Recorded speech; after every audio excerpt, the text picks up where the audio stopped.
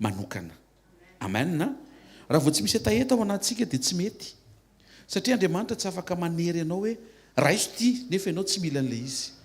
Fa omen'Andriamanitra izy amin'ny alalan'ny teniny dia ianao mamaly amin'ny alalan'ny hetaheta faniriana sitrapo. Hitanao zao rehefa mamety ny fikasana zao Andriamanitra hoe amin'ity taon'ity te-hanao an'izao dia miandry ny retour avy any aminao izy. Tianao ve ilay izy hitrango eo amin'ny fiainanao? Raha tianao dia mila miteny amin'Andriamanitra ianao hoe tompo tiako izay teninao izay. Mahafinaritra azy ny teny fikasanao zany. Te ahita an'izany teny zany tanteraka amiko satria miara-miasa amin'ny etahetantsika Andriamanitra. Tsy hoe latsaka ny teny zany dia tonga dia manovanao be fotsiny, tonga dia ohatry hoe to dia hovain'Andriamanitra zany fotsiny ao anatinao dia tsy ohatr'izay ilay izy. Fa ianao mihitsy mila resy lahatra hoe mety amiko izany.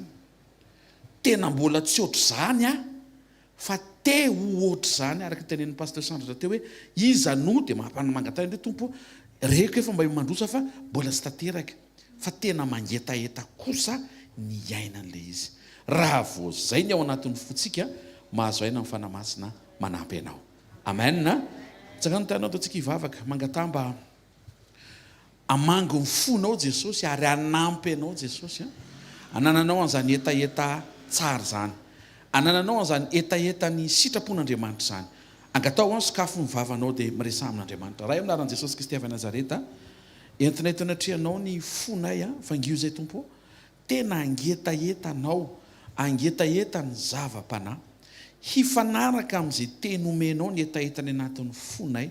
Le réaction anay mihitsy no entinay tanatrianao hoe vao milatsaka ny teny dia mitovy amin'izay mihitsy ny any anatinay satria mangetaheta ny fiainanao zay mangetaheta ny aina ny fiainanao, mangetaheta mba ho voatahiry aty anatinay ny fiainanao.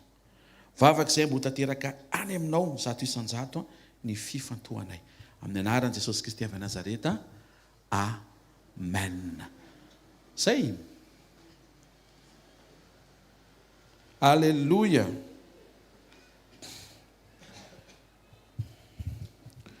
Raisinoto ny fampianarana, averimbereno ny fampianarana.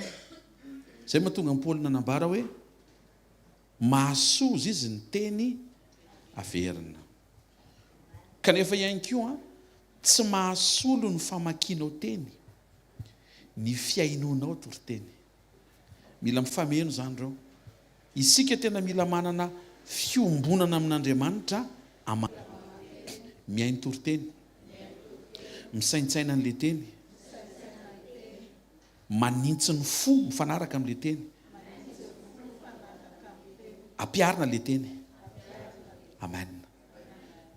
Zay mahatonga laza teo hoe tsarantsika miaino toriteny, tsarantsika mamerimberina toriteny.